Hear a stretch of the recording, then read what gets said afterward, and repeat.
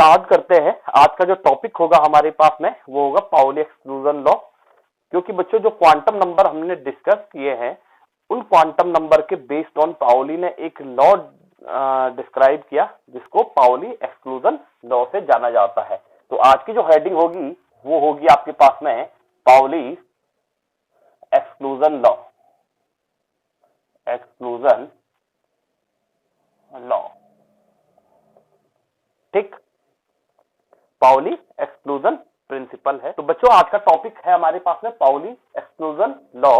ये total based on है quantum number पे जो हम पहले डिस्कस कर चुके हैं। और क्वांटम नंबर कहां से आए थे? श्रोडिंगर वेव इक्वेशन से। श्रोडिंगर ने एक इक्वेशन ड्राइव करी थी, इलेक्ट्रॉन को मैटर वेव माना था और उसके लिए इक्वेशन ड्राइव करी जिसको श्रोडिंगर वेव इक्वेशन के नाम से जाना जाता है। और जो श्रोडिंगर वेव इक्वेशन आती है बच्चों वो आती है क्वांटम मैकेनिकल मॉडल के तहत। तो देखिए कहां से कहां रिलेट हो गए हैं। क्वांटम मैकेनिकल मॉडल आया, वहां से श्रोडिंगर वेव इक्वेशन आई, वहां से इलेक्ट्रॉन को मैटर वेव कंसीडर किया गया, वहां से 3 वेरिएबल्स मिले, 3 क्वांटम नंबर जनरेट हुए, वहां से क्या आया? पाउली एक्सक्लूजन प्रिंसिपल आया, ठीक है ना। तो बेसिकली पाउली एक्सक्लूजन प्रिंसिपल है जो बच्चों वो ये है कि किसी भी 2 इलेक्ट्रॉन के लिए no two electron have 4 set of quantum number, 4 set of quantum number. बच्चों पहले हम लॉ को समझ लेते हैं कि लॉ क्या है हमारे पास में कि किसी भी 2 इलेक्ट्रॉन के लिए the value of 4 quantum number कभी भी क्या नहीं होगी? इक्वल नहीं आएगी। मतलब किसी भी एक पेयर्ड ऑफ इलेक्ट्रॉन के लिए जो 4 क्वांटम नंबर हैं उनकी वैल्यू एक जैसे नहीं आ सकती है। यदि बच्चों फर्स्ट 3 क्वांटम नंबर की वैल्यू सेम आ रही है तो फोर्थ वन की ऑलवेज क्या होगी? डिफरेंट होगी, ठीक है ना। ये पाउली एक्सक्लूजन प्रिंसिपल है, ठीक है ना। तो हम लिख सकते हैं इसको कि भाई सिंपल सेट ऑफ इलेक्ट्रॉन, देखो हम लिख सकते हैं set of electron for a set of electron the fourth quantum number, the fourth quantum number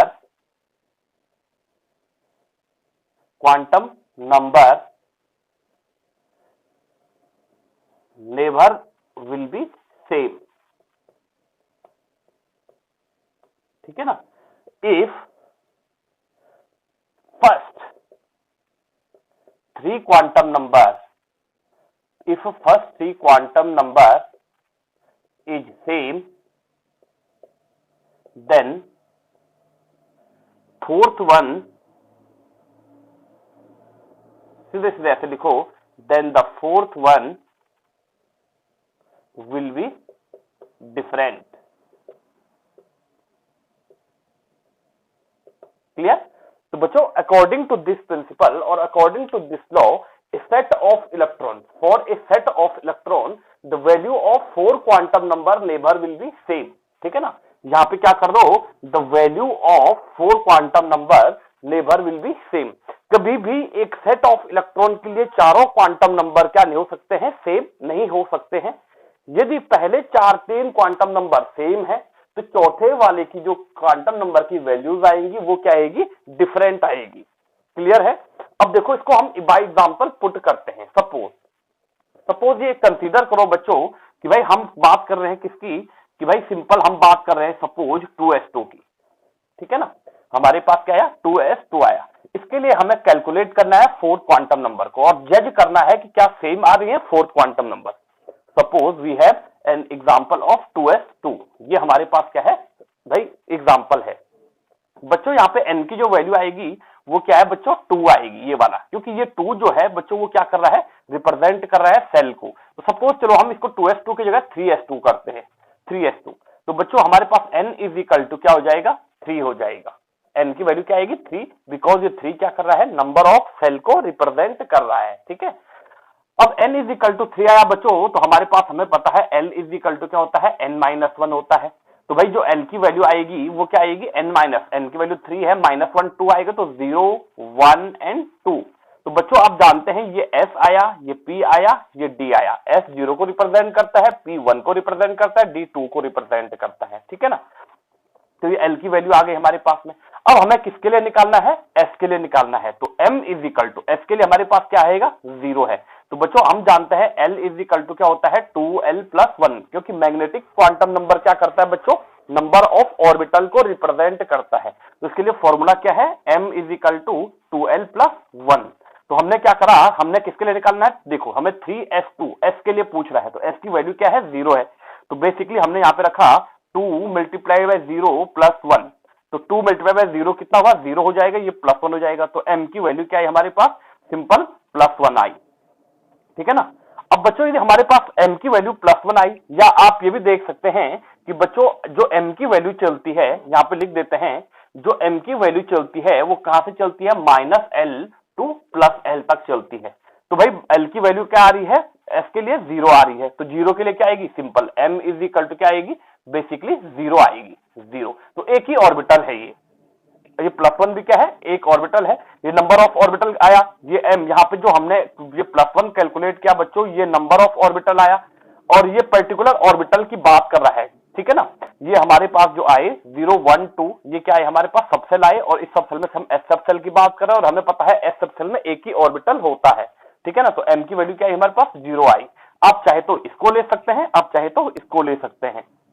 थोड़ी देर के लिए आपको ये कंफ्यूजन हो रहा होगा, यहाँ पे M की वैल्यू प्लस 1 आई, यहाँ पे 0 क्यों आई? क्योंकि बच्चों M की वैल्यू 2 चलती है। M is equal to 2L plus 1 होता है। यदि हमें नंबर ऑफ ऑर्बिटल की बात कर रहे हैं तो हम ये वाला फॉर्मूला अप्लाई करेंगे, 2L प्लस 1। यदि हम क्या निकाल रहे हैं? पर्टिकुलर ऑर्बिटल की बात कर रहे हैं, भाई हमें इस वाले ऑर्बिटल की बात करनी, सबसेल की बात करनी है, तो हमें सीधे सीधे पता है S में क्या होता है? एक ही सबसेल होता है, एक ही ऑर्बिटल होता है। B में 3 ऑर्बिटल होते हैं, D में 5 ऑर्बिटल होते हैं, और F में 7 ऑर्बिटल होते हैं। तो हमारे पास क्या है? M की वैल्यू 0 आई। तो बेसिकली हमारे पास क्या होगा? M की वैल्यू 0 आई बच्चों। तो इसके लिए जो स्पिन क्वांटम नंबर आएगा, अब देखो S स्पिन क्वांटम नंबर आएगा, तो ये तो एक ऑर्बिटल आया, ठीक है ना। S एक ऑर्बिटल आया, इसमें 2 इलेक्ट्रॉन होंगे बच्चों, एक ये होगा, एक ये होगा। S में मैक्सिमम 2 इलेक्ट्रॉन आ सकते हैं। मैंने आपको कल भी बताया था कि बच्चों एक ऑर्बिटल में मैक्सिमम 2 इलेक्ट्रॉन से ज्यादा नहीं आएंगे, और 2 इलेक्ट्रॉन भी कैसे होंगे? जिनका स्पिन अपोजिट होगा, ठीक है ना। तो इनका स्पिन क्या है? अपोजिट स्पिन है। तो बच्चों एक के लिए देखो सिंपल, इसके लिए वैल्यू क्या आएगी? देखो ऊपर वाले जो ऐसे वाला है, इसके लिए वैल्यू आएगी +12। जो नीचे वाला है बच्चों, इसके लिए क्या वैल्यू आएगी? -12 आएगी, -12। तो 2 वैल्यू आएगी। तो किसके लिए पूछ रहा है? 3s2, दूसरे इलेक्ट्रॉन के लिए पूछ रहा है, मतलब इसके लिए पूछ रहा है। तो इसके लिए वैल्यू क्या आएगी हमारे पास? -12 आएगी। तो S इज इक्वल टू क्या जाएगा बच्चों? -12 हो जाएगा। अब बच्चों देखो हमारे पास, देखो N इज इक्वल टू क्या है? 3 है, 1 वैल्यू है। L इज इक्वल टू हमारे पास क्या आया बच्चों? भाई L इज इक्वल टू 0 आया, एक ही वैल्यू आई, ठीक है। M इज इक्वल टू हमारे L इज इक्वल टू हमारे पास क्या आया? 0 1, हाँ 0 आया। M इज इक्वल टू हमारे पास नंबर ऑफ ऑर्बिटल कितना आया? 1 आया, ठीक है, ये भी एक ही वैल्यू है। और जो S के लिए जो वैल्यू आई वो कितनी आई? -12 आई। मतलब जो पहले 4 क्वांटम नंबर है उसमें स्पिन कैसा उसका? सेम है। क्योंकि इसके लिए देखो पहले वाले इलेक्ट्रॉन के लिए अगर हम वैल्यूज निकालेंगे तो बच्चों पहले वाले इलेक्ट्रॉन के लिए सेम वैल्यू आएंगी। देखो यहां तक तो सेम वैल्यू आएगी, लेकिन इसका स्पिन कैसे होगा? देखो 2 इलेक्ट्रॉन है ना इस ऑर्बिटल में, देखो यहां हमारे पास कितने इलेक्ट्रॉन है इस ऑर्बिटल में? 2 इलेक्ट्रॉन है। और ये जो हम पाउली एक्सक्लूजन प्रिंसिपल पढ़ रहे हैं बच्चों, वो इसी की बात कर रहा है। एक सेट ऑफ इलेक्ट्रॉन है, इस सेट ऑफ इलेक्ट्रॉन के लिए 4th क्वांटम नंबर कभी भी सेम नहीं आएंगे। कैसे? इसके लिए अगर यदि हम n की वैल्यू निकालेंगे तो देखो 3 आएगी, सिंपल 3s2 3s1 की बात कर रहे हैं। देखो इसके लिए हम बात करेंगे तो बच्चों हमारे पास क्या आ रही है? 3s1 आ रहा है। तो n की वैल्यू क्या आ रही है हमारे पास? 3 आ रही है। l की वैल्यू हमारे पास क्या आएगी? 0 1 एंड 2 आएगी। m की वैल्यू हमारे पास क्या आएगी? सेम +1 आएगी, ठीक है ना, क्योंकि इसके लिए s यही है। अब s की वैल्यू निकालेंगे बच्चों हम, तो s के लिए देखो हम किसकी बात कर रहे हैं? यहाँ पे 3s1 पहले वाले इलेक्ट्रॉन की बात करें, इसका स्पिन कैसा है? तो क्लॉकवाइज है, इसलिए इस स्पिन की इसकी वैल्यू कितनी आएगी? +12 आएगी। तो देखो दोनों की वैल्यू क्या आ रही है? सेम नहीं है, अपोजिट स्पिन है। तो इसलिए जो हमारे पास पाउली एक्सक्लूजन प्रिंसिपल है वो हमें ये बताता है कि किसी भी 2 इलेक्ट्रॉन के लिए 4th क्वांटम नंबर की वैल्यू सेम नहीं आएगी। यदि एक का स्पिन क्लॉकवाइज है तो दूसरे का क्या होगा? काउंटर क्लॉकवाइज होगा या एंटी क्लॉकवाइज होगा इसका रोटेशन। क्लियर है? नोट करो इसको, स्क्रीनशॉट लो फटाफट, मैं बता रहा हूं इसको। ओफबाउ प्रिंसिपल। तो बच्चों की ओफबाउ किसी साइंटिस्ट का नाम नहीं है, ओफबाउ एक जर्मन वर्ड है। कौन सा वर्ड है? जर्मन वर्ड है, जिसका मतलब होता है ऑफबाहु, मतलब होता है, देखो ओ ए यू एफ मतलब होता है टू बिल्ड, और जो बाहु है BAU इसका मतलब होता है अप।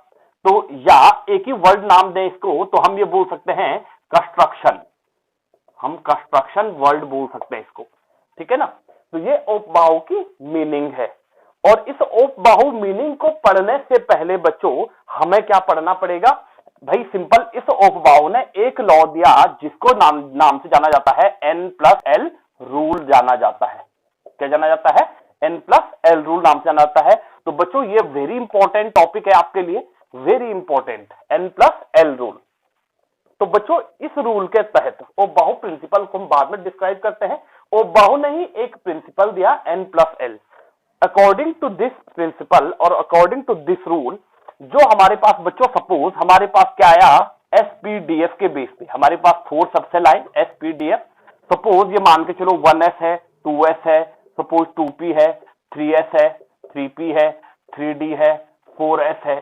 सपोज ये हमारे पास क्या है? ये मैंने 1s 2s 2p 3s 3p 3d 4s लिखे। तो बच्चों ये हमारे पास क्या है? ये ऑर्बिटल है। ये क्या है? नंबर ऑफ ऑर्बिटल है, ये नंबर ऑफ ऑर्बिटल है। और बच्चों किस ऑर्बिटल की एनर्जी ज्यादा होएगी या किस सबसेल की एनर्जी ज्यादा होएगी, उसके लिए बच्चों हमारे पास क्या आता है? उसका पता हमें कैसे चलेगा? How to find the energy of subshell और how to find the energy of an orbital, उसके लिए हमारे पास क्या आता है बच्चों? N+L रूल आता है, ठीक है ना। अभी हम इलेक्ट्रॉन के लिए निकाल रहे थे बच्चों कि भाई सिंपल, हमने बोला कि भाई SPDF, हमने बोला कि एक लिखा हमने 3s, एक लिया हमने 2s, एक लिया हमने 3p। अब हमें इनमें से देखना है कि हमारे पास 3 अलग अलग क्या है? ऑर्बिटल हैं। एक तो 3s वाला आया सबसेल, एक 2s वाला सबसेल आया और एक 3p वाला सबसेल आया। अब बच्चों हमें इसमें से एनर्जी फाइंड करनी है, तो हम कैसे करेंगे? तो बच्चों हम इसके लिए क्या करेंगे? क्वांटम नंबर को डिस्क्राइब करेंगे, और क्वांटम नंबर में से जिसका N+L मिला के ज्यादा होएगा उसकी एनर्जी क्या होएगी? ज्यादा होएगी। सबसे पहले हमारे पास आता है 3s। तो 3s के लिए देखते हैं बच्चों n की वैल्यू क्या हो जाएगी? देखो ये 3 है तो n की वैल्यू क्या आ जाएगी? 3 आ जाएगी, क्योंकि ये सेल को रिप्रेजेंट कर रहा है। और बच्चों इस s के लिए l की वैल्यू क्या आएगी? तो l की वैल्यू आएगी 0, 1 एंड 2, क्योंकि हम जानते हैं बच्चों L इज इक्वल टू क्या होता है? हम जानते हैं L इज इक्वल टू होता है बच्चों N-1, ठीक है ना। तो N-1, 3 - 1 इज इक्वल टू 2 आया, तो 2 को कैसे लिखेंगे? 0, 1 एंड 2। हमें पता है बच्चों ये 0 S को रिप्रेजेंट करता है, ये 1 P को रिप्रेजेंट करता है, ये 2 D को रिप्रेजेंट करता है, ठीक है ना। तो अब कंडीशन क्या हो जाएगी हमारे पास में कि हमें बोल रखा है N+L को ऐड करो। तो L के लिए वैल्यू क्या आई S की? ये आई 0। तो हमारे पास दोनों के लिए N+L क्या हुआ? N हुआ हमारे पास 3 और L की वैल्यू क्या आई? 0 आई। तो overall N+L is equal to कितना आया हमारे पास? N+L इज इक्वल टू 3 आया, ठीक है। पहली तो इसके लिए आया। फिर दूसरा देखते हैं बच्चों, इस 2s के लिए डिस्क्राइब करते हैं। यहाँ पे n की वैल्यू क्या आएगी? 2 आएगी। तो n इज इक्वल टू हमारे पास क्या आया? 2 आया। अब इसके लिए l की वैल्यू क्या आएगी बच्चों? हम जानते हैं l इज इक्वल टू क्या होता है? n-1 होता है, ठीक है ना। तो l इज इक्वल टू क्या हो जाएगा? 2 - 1। तो हमारे पास क्या आएगा? 1 आएगा। तो हम क्या लिख सकते हैं इसको? 0 एंड 1 लिखेंगे, ठीक है ना। ऐसे भी लिख सकते हैं हम। अब बच्चों हमें पूछ रहा है s के लिए पूछ रहा है, तो s के लिए वैल्यू क्या आएगी? 0 आएगी। तो 2n+L क्या आएगा इसके लिए? N+L इज इक्वल टू आएगा बच्चों हमारे पास 2 + 0। तो हमारे पास क्या आया? ओवरऑल 2 आया। ये किसके लिए आया? N+L के लिए आया, क्लियर। तो ये N+L की वैल्यू यहाँ क्या आई? 2 आई। इसके लिए देखते हैं n की वैल्यू यहाँ पे क्या आएगी बच्चों? 3 आएगी, क्योंकि यहाँ क्या है? 3p है। तो n इज इक्वल टू 3। तो L इज इक्वल टू क्या होता है बच्चों? N-1 होता है। तो L इज इक्वल टू 3 - 1। तो यहाँ पे क्या आएगा बच्चों? 0, 1 एंड 2 आता है। अगेन बच्चों हमें पता है S के लिए 0 होता है, P के लिए 1 होता है, D के लिए 2 होता है। तो बेसिकली हमें किसके लिए निकालना है? P के लिए निकालना है। P की वैल्यू कितनी आ रही है? यहाँ L की 1 आ रही है। तो बेसिकली हम क्या करेंगे? N+L, देखो हम क्या करेंगे? N+L इज इक्वल टू हमारे पास n की वैल्यू कितनी है? 3 है, और L की वैल्यू यहाँ पे P के लिए कितनी आई? 1 आई। तो 3 + 1 इज इक्वल टू 4। तो हमारे पास N+L क्या आया बच्चों? हमारे पास 4 आया। तो आप खुद ही देख रहे हो बच्चों, जो हमारे पास N+L की वैल्यू है, देखो इसके लिए n प्लस 3s के लिए जो n प्लस की वैल्यू आई वो कितनी आई 3 आई। 2s के लिए जो n प्लस l की वैल्यू आई वो कितनी आई बच्चों 2 आई। और n 3p के लिए जो n प्लस l की वैल्यू आई वो कितनी आई, इसके लिए जो बच्चों हमारे पास आई वो 4 आई। तो इसमें से सबसे ज्यादा एनर्जी किसकी होनी चाहिए, ऑब्वियसली सी बात है 3p की सबसे ज्यादा एनर्जी है 4p, ठीक है ना। 3p की वैल्यू कितनी आई 4 आई, तो सबसे ज्यादा एनर्जी किसकी होगी 4 आएगी। फिर 3s की, तो हम एनर्जी के ऑर्डर में लिखेंगे बच्चों, तो हमारे पास क्या आएगा 2s आएगा इज ग्रेटर देन 3s आएगा इज ग्रेटर देन 3p आएगा, ठीक है ना। तो हम बोल सकते हैं 3p is greater than 3s और 3s is greater than 2s, मतलब 2s की एनर्जी क्या है सबसे पुअर है और 3p की एनर्जी क्या है सबसे ज्यादा है। तो ये n प्लस एल रूल ऐसे डिस्क्राइब किया जाता है बच्चों, ठीक है ना। n प्लस एल रूल के बेस्ड ऑन ऐसे डिस्क्राइब करते हैं। तो this is n plus L rule. n plus L की वैल्यू जिस ऑर्बिटल या जिस सब सेल के लिए ज्यादा आएगी बच्चों वो हमारे पास क्या हो जाएगा हाई एनर्जेटिक हो जाएगा, और जिसकी वैल्यू कम आएगी वो लोअर एनर्जेटिक हो जाएगा, ठीक है। तो इसको नोट करो, स्क्रीनशॉट लो इसका जल्दी से। तो बच्चों n प्लस एल रूल जो गिवन है वो बाय द ओपवाउ था, और इसी प्रिंसिपल के अकॉर्डिंग क्या किया जाता है, ओपवाउ जो मेन प्रिंसिपल है उसकी बात की जाती है। तो जो ओपवाउ प्रिंसिपल है बच्चों, जो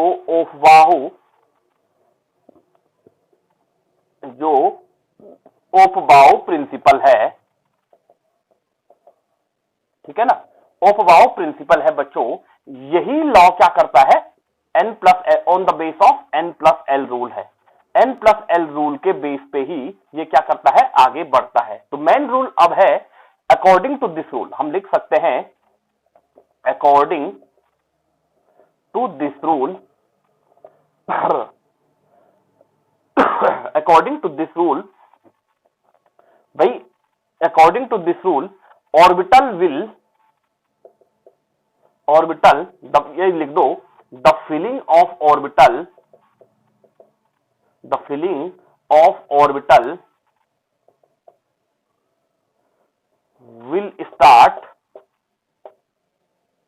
will start from lower energy to higher energy। मतलब द फिलिंग ऑफ इलेक्ट्रॉन कर दो यहां पे, the filling of electron in an orbital, किसी ऑर्बिटल में जो इलेक्ट्रॉनों की फिलिंग होगी वो स्टार्ट होगी बच्चों कहां से, लोअर एनर्जी से हायर एनर्जी वाले ऑर्बिटल में। मतलब लोअर एनर्जी वाले ऑर्बिटल की एनर्जी पहले भरेगी, देन हायर एनर्जी वाले की बाद में भरेगी। जिसकी एनर्जी ज्यादा होगी वो देर से भरेगा, ठीक है ना। या आप शॉर्टकट में भी ये बोल सकते हो कि भाई इलेक्ट्रॉन विल फिल फर्स्ट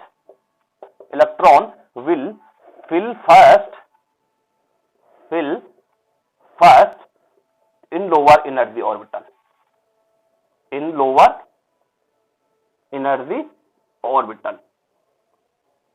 ठीक है ना। लोअर एनर्जी वाले ऑर्बिटल में इलेक्ट्रॉनों की फिलिंग क्या होगी, electron will fill first in lower energy orbital. ये कैसे पता चलेगा, सपोज एग्जांपल लो 1s है, 2s है, 2p है, ठीक है ना। अब जरूरी आप किसी भी को भी ले सकते हैं, मैंने एग्जांपल के तौर पे लिया। अब इनके लिए तीनों के लिए हम क्या करेंगे n प्लस एल की वैल्यूज अलग अलग कैलकुलेट करेंगे। तो इसके लिए n की वैल्यू क्या आई बच्चों 1 आई, तो l की वैल्यू क्या आएगी बच्चों सीधे 0 ही आएगी, क्योंकि हमें पता है l इज इक्वल टू क्या होता है, देखो हमें पता है l इज इक्वल टू होता है n माइनस 1।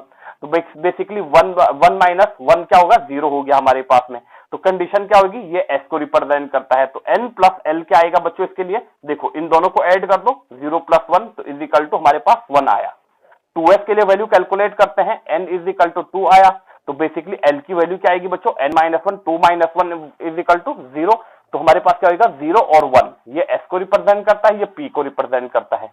तो यहाँ n प्लस एल की वैल्यू को आप ऐड कर सकते हैं, s की वैल्यू 0 है, n की वैल्यू 2 है, तो 2 प्लस 0 इज इक्वल टू क्या आएगा हमारे पास 2 आएगा, ठीक है ना। यहाँ 2p के लिए निकालते हैं, n इज इक्वल टू क्या है बच्चों 2 है, l इज इक्वल टू क्या हो जाएगा बच्चों 0 और 1, ये s को रिप्रेजेंट कर रहा है, ये p को रिप्रेजेंट कर रहा है। तो basically 2p n plus l क्या निकलेगा, यहाँ से n प्लस l निकलेगा 2 प्लस 1 इज इक्वल टू हमारे पास क्या निकलेगा 3। तो बच्चों हमारे पास कहानी क्या हो गई, देखो 1s की एनर्जी कितनी आई हमारे पास में 1 आई, 2s की एनर्जी कितनी आई हमारे पास 2 आई, और 3 की एनर्जी 2p की एनर्जी कितनी आई 3 आई। तो इलेक्ट्रॉन सबसे पहले किस में भरेगा, तो जो इलेक्ट्रॉनों के भरने का ऑर्डर होगा बच्चों वो ये होगा 1s is greater than 2s is greater than 2p है 2p है। तो पहले इलेक्ट्रॉन 1s में जाएगा, फिर 2s में जाएंगे, फिर 2p में जाएंगे। ये ऑर्डर होगा इलेक्ट्रॉनों के भरने का। तो इसी ऑर्डर को बच्चों हम डायग्रामेटिकली भी डिस्क्राइब कर सकते हैं। तो पहले इसको नोट कर लिया होगा आपने, इसको मिटा रहा हूं मैं। तो बच्चों डायग्रामेटिकली कैसे रिप्रेजेंट करें, हमने लिखा 1s, फिर लिखा हमने 2s और 2p, फिर लिखा हमने 3s, इस 2p को थोड़ा इधर लिख दो 2p, फिर लिखो 3s 3p 3d, फिर लिखा बच्चों हमने 4s 4p 4d 4f।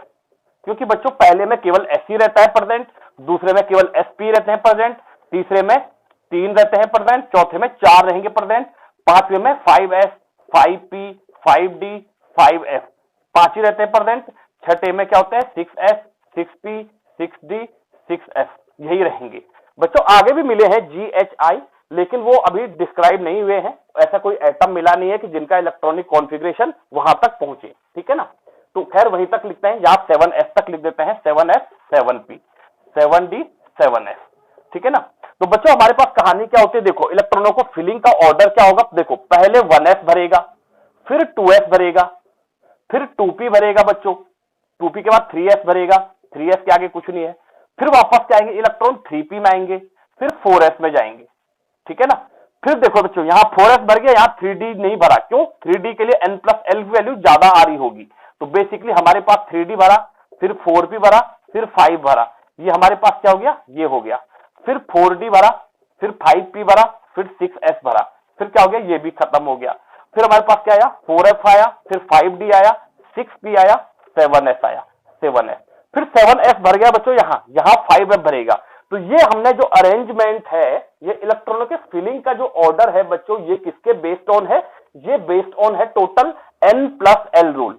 अगर आपको n+l रूल नहीं आया तो मेरे हिसाब से आपको वीडियो वापस रिवाइंड करना चाहिए और वापस n+l रूल देखिए, और तब देखिए इनके लिए n+l की वैल्यूज क्या आ रही हैं। तो बच्चों बुक में थोड़ा सा ऐसे कर रखा उसने, ऐसे घुमा के एनसीईआरटी में, तो उसको देखने की जरूरत नहीं है, आप सीधा सिंगल एरो मारो, जिसके आगे जो आ रहा है वो बढ़ता जाएगा। ये क्या है, ऑफबाहो प्रिंसिपल है। क्लियर है, नोट करो इसको। आज के लिए इतना ही होगा, ठीक है ना।